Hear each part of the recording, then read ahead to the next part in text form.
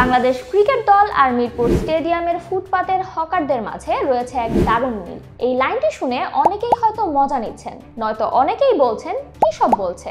হ্যাঁ, সত্যি বলছি, বাংলাদেশ দল ভালো খেললে বোর্ড থেকে যেমন নানা রকম বোনাস দেওয়া হয় আর পরের খেলায় দর্শকও হয় অনেক, ঠিক তখনই লাভবান হয় ফুটপাতের এইসব হকাররা। বাংলাদেশের খেলা উপলক্ষে স্টেডিয়াম এলাকায় অনেকেই জার্সি, ক্যাপ, পতাকা বিক্রি সহ অনেকেই পেইন্টিং ও প্ল্যাকার্ড লেখার মতো কাজ করে। তবে বাংলাদেশ খারাপ খেলায় দিন দিন কমতে শুরু করেছে দর্শক, আর দর্শক কমার সাথে সাথে ভাটা পড়েছে তাদের ব্যবসায়ও। প্রায় 10 বছর থেকে স্টেডিয়াম এলাকায় পতাকা বিক্রি করেন এক চাচা, তার মুখ থেকেই শুনলাম এইসব হতাশার গল্প।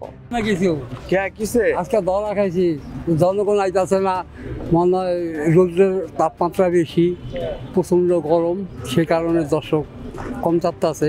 হয়তো 5টার পর একটু আবার হইতে পারে। বেচা কিনে নেই, দর্শকও নেই, দর্শক আয় না। তার মতো এমন আরো গল্প বললেন আরো কয়েকজন বিক্রেতা।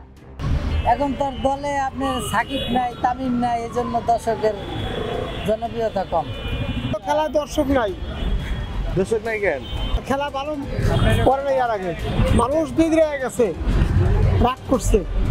বাংলাদেশের এমন খারাপ পারফরম্যান্সের প্রভাব খেলোয়াড়দের উপর না পড়লেও এর প্রভাব কিন্তু ঠিকই পড়ে স্টেডিয়ামের আশেপাশে ছড়িয়ে ছিটিয়ে থাকা অনেক ব্যবসায়ীদের ওপর। দর্শকদের মতো তারাও স্বপ্ন দেখেন আবার হয়তো কোনো একদিন ফিরবে বাংলাদেশ ক্রিকেটের শুরু, আর সাথে ফিরবে তাদের মুখে সেই অমলিন হাসি।